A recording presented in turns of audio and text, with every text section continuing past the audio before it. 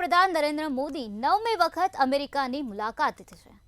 ત્યારે આ બેઠકમાં પીએમ મોદીએ ક્વાડ સમિટની બેઠક કરી। ત્યારે એક કાર્યક્રમને સંબોધિત કરતા તેમણે ટ્રમ્પની હાજરીમાં ટ્રમ્પના સમર્થન કર્યું હતું, જે બાદ કમલા હેરિસનું પણ સમર્થન કરવામાં આવ્યું છે।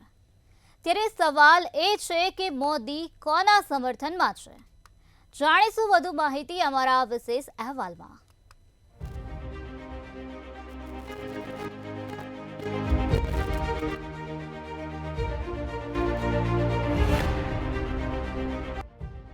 વડાપ્રધાન નરેન્દ્ર મોદી અમેરિકાના પ્રવાસે। પીએમ મોદી ટેક્સાસના હ્યુસ્ટનમાં સંબોધન કર્યું અને તે દરમિયાન મોદીએ ટ્રમ્પની હાજરીમાં જ ટ્રમ્પનું સમર્થન કર્યું। બીજી બાજુ યુએસ સંસદના સંયુક્ત સત્રને પણ સંબોધિત કર્યું। મોદીએ અમેરિકી સંસદમાં કમલા હેરિસના વખાણ કર્યા। ચૂંટણી પહેલા મોદીનું અમેરિકા જવું કોના માટે ફાયદાકારક?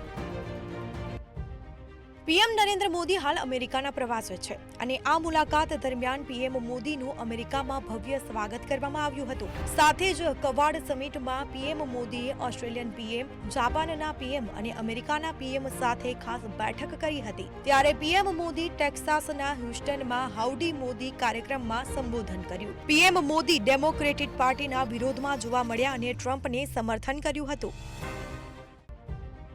પીએમ મોદી યુએસ સંસદના સંયુક્ત સત્રને સંબોધિત કરી રહ્યા હતા અને આ દરમિયાન તેમણે જણાવ્યું હતું કે અમેરિકામાં લાખો લોકો એવા છે જેઓ મૂળ ભારતના છે। ઘણા લોકો આ ગૃહમાં ગર્વથી બેઠા છે। તેમની વાત સાંભળીને ગૃહમાં તમામ હાજર નેતાઓ ઊભા થઈ ગયા અને તાળીઓ પાડવા લાગ્યા। આખું ગૃહ તાળીઓના ગણગણાટથી ગુંજી ઉઠ્યું। ગૃહના સ્પીકર માઇક જોન્સન પણ ખુરશી પરથી ઊભા થઈ અને તાળીઓ પાડવા લાગ્યા।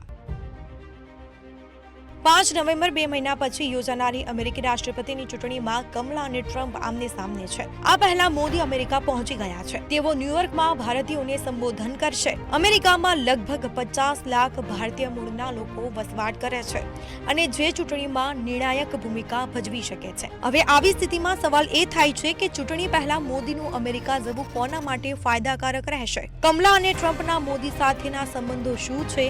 ભારતીય મુદ્દા પર બંને ઉમેદવારોનું શું વલણ છે?